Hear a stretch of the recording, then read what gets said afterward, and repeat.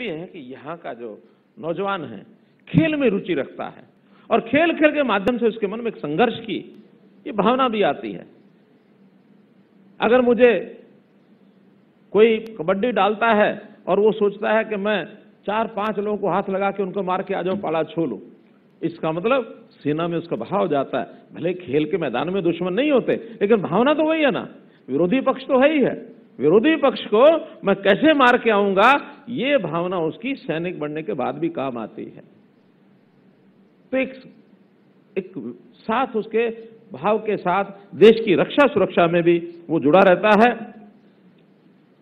हमने इन खिलाड़ियों को जैसा बताया गया कि पुरस्कार राशि ये भी दुनिया में सबसे ज्यादा है।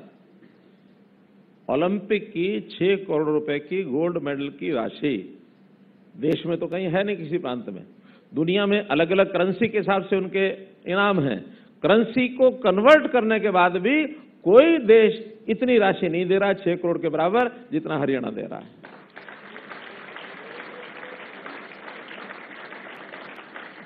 अब तो खेलने वाले, मेडल लाने वाले और मेडल जो ले आते तो उनके मन में कभी कभी इच्छा जाग जाती है, काश के मैं हरियाणा से खेला होता, काश के मैं हरियाणा से खेला होता।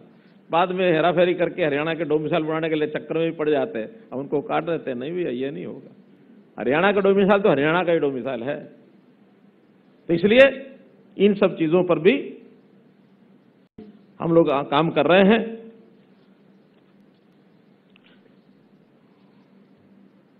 ये ठीक कहा है, हमारे एक पर्ची आई है कि जो हमारा पंचकुला का सेंटर है, मैंने कहा नेशनल लेवल का नहीं है, वो इंटरनेशनल लेवल का है।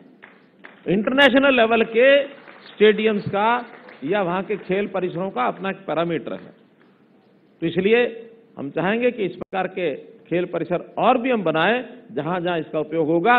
वास्तव में हरियाणा को हम खेलों का हब बनाना चाहते हैं। खेलों का हब बनेगा तो देश को भी लाभ होगा।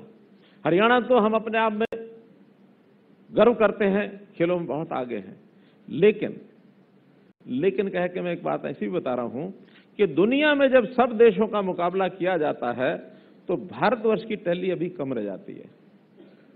हम भारतवर्ष की टैली को दुनिया के सब देशों में हायर स्थान पर नहीं लेके आ पाए हैं।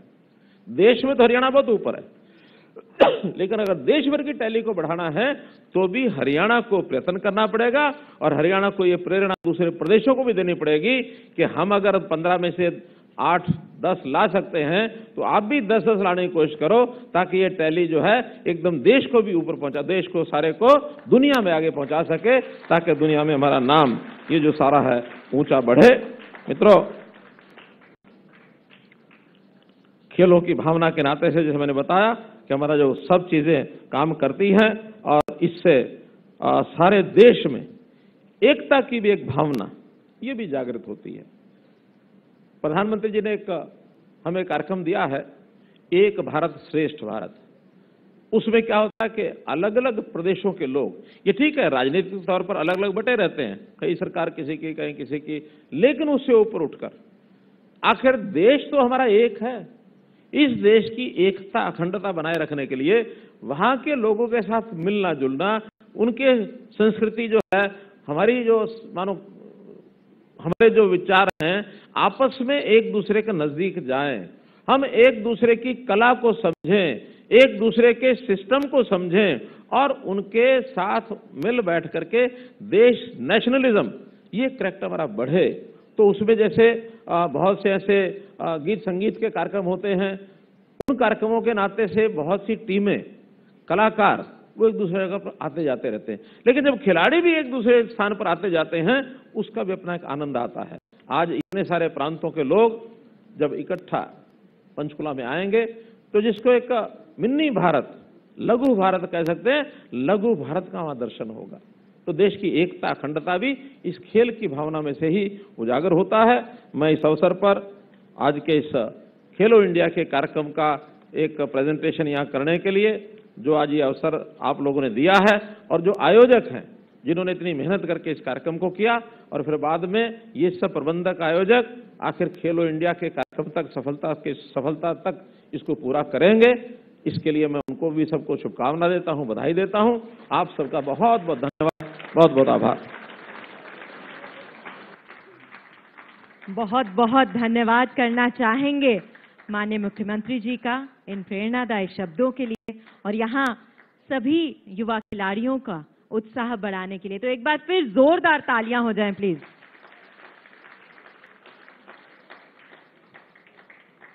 आज इन्होंने इतने खूबसूरत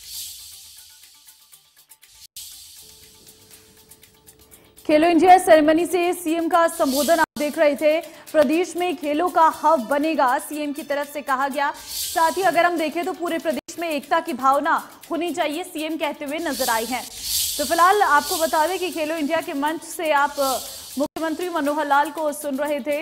दरअसल खेलो इंडिया सेरेमनी में सीएम पहुंचे हुए हैं, जहां से उन्होंने अपना संबोधन दिया और कहा कि प्रदेश में खेलों का हब बनेगा। सीएम कहते हुए नजर आए, पूरे देश में एकता की भावना होनी चाहिए। सीएम की तरफ से यह भी कहा गया प्रदेश में खेलों का हब बनेगा और कार्यक्रम में खेल राज्य मंत्री भी मौजूद रहे हैं और ये कार्यक्रम गुरुग्राम में आयोजित किया जा रहा है।